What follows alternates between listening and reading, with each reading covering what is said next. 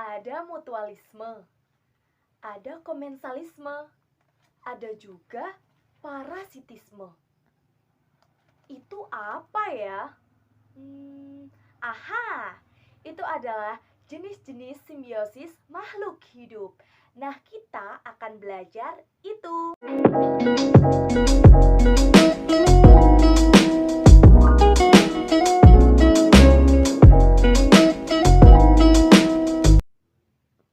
Assalamualaikum. Assalamualaikum. Mari kita belajar bersama. Assalamualaikum warahmatullahi wabarakatuh. Apa kabar anak-anakku? Alhamdulillah, luar biasa, Allahu Akbar. Hari ini bertemu lagi dengan Ibu Guru. Kalau minggu lalu kita membahas tentang ekosistem, kalau hari ini kita belajar apa ya? Sebelum kita bahas materi hari ini, mari kita berdoa terlebih dahulu. Berdoa kepada Allah Subhanahu wa taala dimulai. Bismillahirrahmanirrahim. Alhamdulillah. Semoga dengan kita berdoa kepada Allah Subhanahu wa taala, kita dapat belajar secara online dengan lancar. Amin. Ibu Guru punya 2 tepuk, yaitu tepuk semangat dan tepuk fokus. Mari kita mulai. Tepuk semangat. Semangat. Semangat. Satu kali lagi ya, tepuk fokus. Tepuk fokus. Didengar, dilihat, perhatikan, fokus. Untuk hari ini kita belajar tentang simbiosis pada makhluk hidup. Sebelumnya ada yang tahu nggak itu apa simbiosis? Simbiosis adalah hubungan atau interaksi antara makhluk hidup. Dan di dalam simbiosis ada beberapa jenis. Jenis yang pertama apa ya? Yang pertama ada mutualisme. Mutualisme adalah hubungan antara dua pihak yang berbeda makhluk hidup yang sama-sama menguntungkan. Jadi tidak dirugikan ya. Contohnya di sini ada lebah dan bunga. Di sini lebah mendapatkan keuntungan dari bunga untuk diambil madunya atau benang sarinya. Dan bunga mendapatkan keuntungan dari lebah untuk membantu proses penyerbukan. Selanjutnya ada burung, gagak, dan kerbau. Di sini burung gagak mendapatkan makanan atau mengambil kutu yang biasa buat dimakan oleh gagak tersebut. Dan si kerbau sangat terbantu dengan adanya gagak, kerbau bisa bebas dari kutu. Selanjutnya ada semut rarang dan tumbuhan. Di sini semut mendapatkan keuntungan bisa membuat sarang di tanaman, sedangkan tanaman terbantu dengan adanya semut rarang, tanaman bisa terbebas dari hama. Selanjutnya juga ada kupu-kupu dan bunga. Sama saja fungsinya seperti lebah dan bunga tersebut. Bunga mendapatkan keuntungan untuk proses penyerbukan, sedangkan kupu-kupu mendapatkan sari bunganya. Selanjutnya ada buaya dan burung kuntul.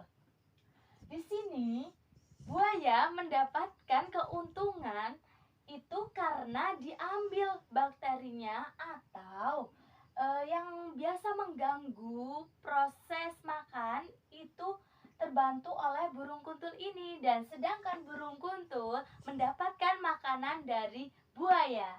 Selanjutnya ada ikan amora dan karang. Di sini ikan amora mengambil makanan dari karang tersebut seperti seperti lumut atau plankton-plankton yang menempel di karang tersebut. Sedangkan karang terbebas dari namanya lumut. Dan itu beberapa contoh dari mutualisme.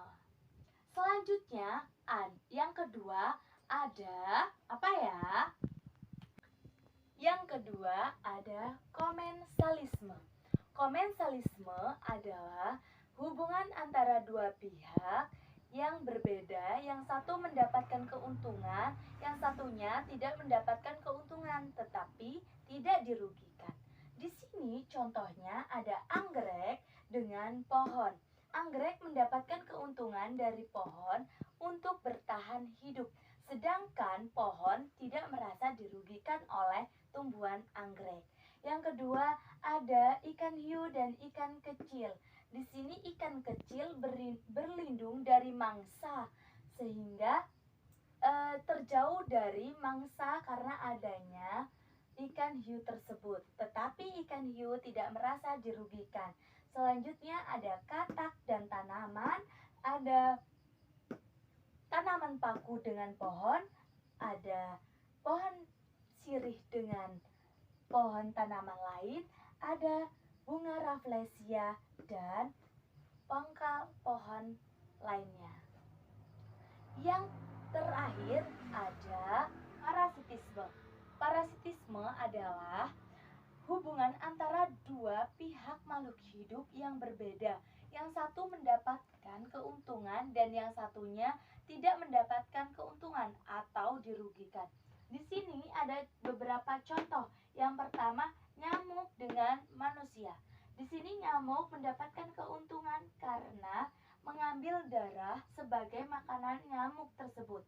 Tetapi manusia merasa dirugikan karena darahnya diambil oleh nyamuk. Dan biasanya jika digigit nyamuk bisa menyebabkan penyakit seperti malaria atau DBD. Selanjutnya ada tikus dengan petani. Di sini tikus mendapatkan keuntungan karena contohnya dia mengambil atau memakan padi para petani di sawah. Sedangkan petani merasa dirugikan karena padinya dimakan oleh si tikus sehingga hasil panen tidak maksimal. Selanjutnya ada tali putri atau biasa disebut mimian. Ada yang tahu? Wah, bagus, betul. Oke. Di sini tali putri dengan tanaman hijau, tali putri mendapatkan keuntungan karena mengambil nutrisi dari tanaman tersebut. Sedangkan tanaman tersebut dirugikan karena setelah adanya ini sarinya diambil dan akan layu atau mati. Dan yang terakhir ada kutu. Di sini ada yang kutuan tidak? Wah, tidak ada. Oke, bagus, kalian rajin sepertinya. Oke. Di sini ada kutu dan manusia. Kutu mendapatkan keuntungan nutrisi dari manusia karena mengambil darah biasanya. Dan si manusia ini akan merasa dirugikan karena adanya kutu tersebut. Biasanya kalau orang yang kutuan itu gatal-gatal kepalanya. Jadi kalian harus rajin-rajin mandi, keramas, dan menjaga kebersihan. Oke, teman-teman, anak-anakku. Oke, di sini cuman ada beberapa ya. Nanti anak kalian bisa mencari lainnya di buku yang sudah diberikan oleh ibu guru.